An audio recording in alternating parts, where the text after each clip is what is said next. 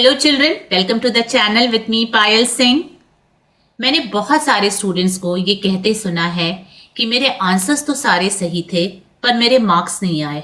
आज का वीडियो इसी पे है, how to frame your answers so that you do not lose your marks in your board exams. सबसे पहली चीज जो समझनी है वो ये है that answer writing is an art. It's a technique which you need to learn. दूसरी चीज ये ध्यान में रखना है कि जो एग्जामिनर आपका पेपर चेक कर रहा है उसके पास बहुत सारी कॉपीज हैं और एक स्टिपुलेटेड टाइम फ्रेम में उसको इन सारी कॉपीज को चेक करना है।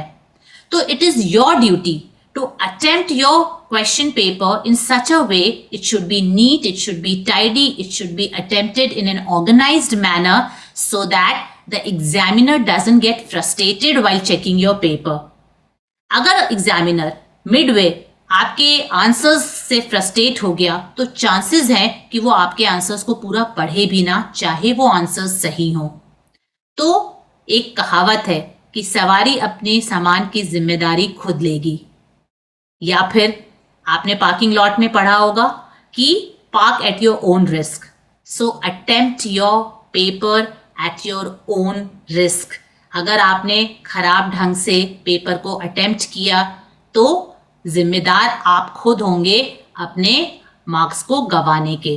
सो let's discuss the points you need to remember while writing your answer and attempting your question paper. First point, ensure that your answers are simple, logical and relevant. जो पूछा गया है उसका जवाब दो, लॉजिकल होना चाहिए, इररेलेवेंट नहीं होना चाहिए। कई बार क्या होता है, हमें क्वेश्चन पढ़ के हमें लगता है कि हमें ये इतना कुछ आता है, बट आपसे जो पूछा गया है उसको छोड़ के आप सब लिखते हो, तो that is not required. Take your time, समय लो, क्वेश्चन को ध्यान से पढ़ो, स्पेशली उन क्वेश्चंस को जहां एनालिसिस करना है, जहां रीजन आउट करना है, जहां क्रिटिकल थिंकिंग है। Take your time to frame your answer in your mind before penning it down on the paper. So keep it simple, keep it logical and keep it relevant to the question. दूसरी चीज, stick to word limit. ऐसा नहीं होना चाहिए कि एक 2 marker question के लिए आप एक पूरा पेज लिख रहे हो। That is not required. Writing too much or too little will also lead to loss of marks. तो ये आपको समझना होगा कि एक 2 मार्कर के लिए कितने पॉइंट्स रिक्वायर्ड हैं। A 3 marker, how many points is required, and for a 4 marker, how many lines is required to write. Third, organize your answer with an introduction. मैं बार बार कहती हूँ, हिस्ट्री हो गया चाहे सिविक्स हो गया, इंट्रोडक्शन आप दीजिए पहले, फिर आप मेन कंटेंट लिखिए, followed by a conclusion. So in the body, use clear bullet point to elaborate your answer. जब मैं लर्न करने के लिए भी कहती हूँ अपने आंसर्स को, तो कहती हूँ कि write it down in bullet points so that it is easy for you to remember. Write your answers also in bullet point with an introduction and a conclusion, and then underline the keywords. Highlight करिए keywords को so that the examiner knows, because जो examiner है वो keywords ही ढूंढता है answer में। अगर उनको कीवर्ड्स दिख गए तो चाहे आपके ग्रामेटिकल मिस्टेक्स भी हों, हिस्ट्री सिविक्स ज्योग्राफी में ग्रामर पे मार्क्स नहीं कटते हैं। Even if you do not have a good English, you are making grammatical mistake, you will get marks on the keywords. So ensure that you use the keywords in your answers. Very important, neat handwriting. एक सुंदर handwriting किसी भी examiner के चेहरे पे एक smile लाती है। It just makes up the mind of the examiner that बच्चा जो है वो अच्छा होगा पढ़ने में, बच्चा जो है वो सॉर्टेड होगा, माइंड उसका क्लियर होगा, उसको कॉन्सेप्ट क्लियर होगा, तो it gives a good impression to the examiner. Clear formatting and organised answer help examiner assess better. आप खुद ही सोचिए कि जिस एग्जामिनर के पास दिन में 40 से 50 कॉपीज चेक करने का प्रेशर होगा, वो अगर गंदी हैंडराइटिंग, अनऑर्गेनाइज तरीके से क्वेश्चन पेपर अटेम्प्ट किया हुआ देखेगा। कई बच्चे ऐसे होते हैं जो पार्ट 1 से एक क्वेश्चन अटेम्प्ट किया, पार्ट 2 से दूसरा क्वेश्चन अटेम्प्ट किया। It is so confusing for the examiner to give you marks to check the paper that the examiner loses interest and gets frustrated। तो आपको एग्जामिनर को बिल्कुल भी अपने पेपर के थ्रू फ्रस्ट्रेट नहीं करना है, इरिटेट नहीं करना है। And for that you need to have a neat handwriting, clear formatting, and make sure you attempt your question in an organized manner। that is part 1 पहले आप attempt करेंगे, उसके parts आप एक एक करके attempt करेंगे। जो नहीं आता है उसके लिए स्पेस छोड़ दो, go to another question and come back later when there is time left. So that needs to be done. Now pay special attention to keywords like analyze, describe, justify or reason. There is a reason behind asking these questions that the examiner or the board wants to assess your high order thinking skills, and for that you need to read the question, take some time, understand the question, frame the question in your mind first and then start writing the answers। तो ऐसा नहीं होना चाहिए कि लिखना शुरू कर दिया फिर लगा कि नहीं ये तो गलत है, उसको काटा, फिर दूसरी लाइन लिखनी शुरू की। ये नहीं करना है। 2-3 मिनट आप लीजिए, ध्यान से क्वेश्चन को पढ़िए, frame it in your mind and then start writing the answer। Now this is a question paper. A question has been attempted. Now what do students mostly do? उनका जो तरीका है क्वेश्चन को अटेम्प्ट करने का कि हर क्वेश्चन को एक के बाद दूसरा अटेम्प्ट करते जाते हैं without leaving any line in between.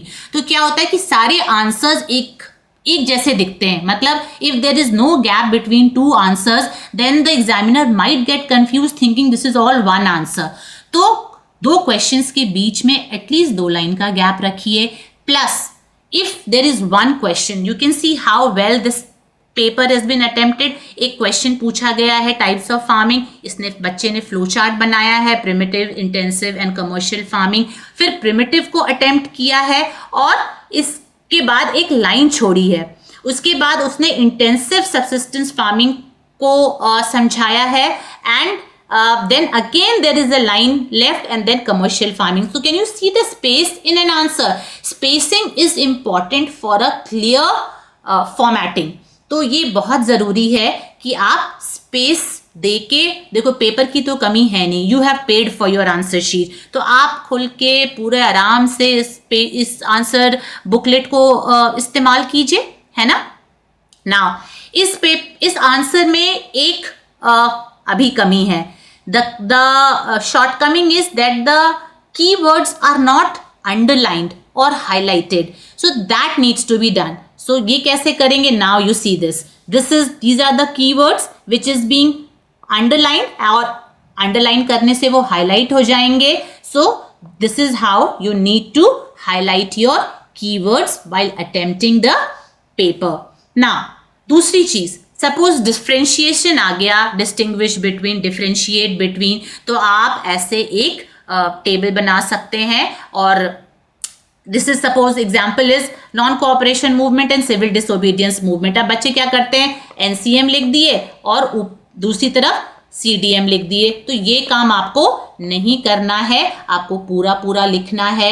Make a division like this, 2 parts में डिवाइड कीजिए and right the difference. So this is how. और देखो कितनी नीटली अटेम्प्ट किया गया है, हर पॉइंट के बाद एक लाइन का गैप दिया गया है and that is how it is being attempted. तो ये तरीका है।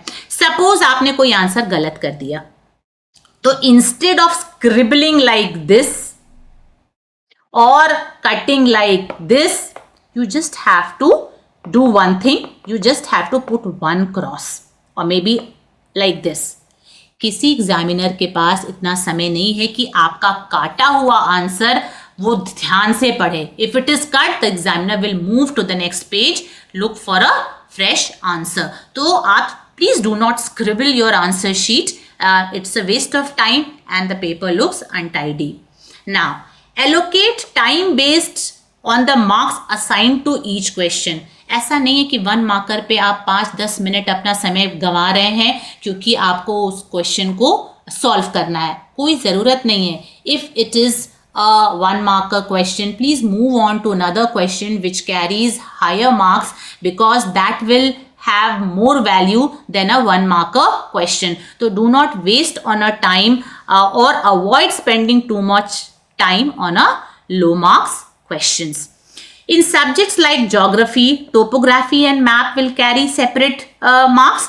Ensure that they are located, labeled and neatly and are relevant to the question. तो मैप वर्क अटेम्प्ट करते वक्त आपको इंश्योर करना है कि आप पेंसिल का इस्तेमाल करें, आप स्केच पेन और क्रेयॉन्स का इस्तेमाल ना करें हाईलाइट करने के लिए. And also for highlighting your answers do not use a highlighter, please use a pen. आप पेंसिल से पेन से अंडरलाइन कर सकते हैं, तो do not use pen like highlighter, sketch pens and crayons for underlining the keywords, और in the map work also that is totally not advisable. For map work also use only sharpened pencil and pencil colors for shading. That is important. So make sure your pencil is very sharpened so that it takes less space, neat handwriting and it looks pretty and neat. Now ICSE has published sample papers with answer key. Those who have taken our guest papers, they must be knowing that how to attempt the paper, because answer key में बिल्कुल वैसे ही answer key बनाई गई है जैसे आपको exam में लिखनी है. जिन्होंने नहीं लिया है वो ICSE का sample paper solve कर सकते हैं with the answer key and see how the questions are asked and the answers are attempted, because the answer key is provided with the sample paper. So that's it. और इसको आप अगर follow कर लिए, इसको आप अपनी प्रैक्टिस में अगर आपने शामिल कर लिया, बिकॉज देखो ये बिना प्रैक्टिस के नहीं होगा. Answer writing is all about practicing it. तो you practice it properly during your preparatory leave and make sure that you are ready for your exam in the best possible way. That's all from my side. I hope these tips will help you get very good marks.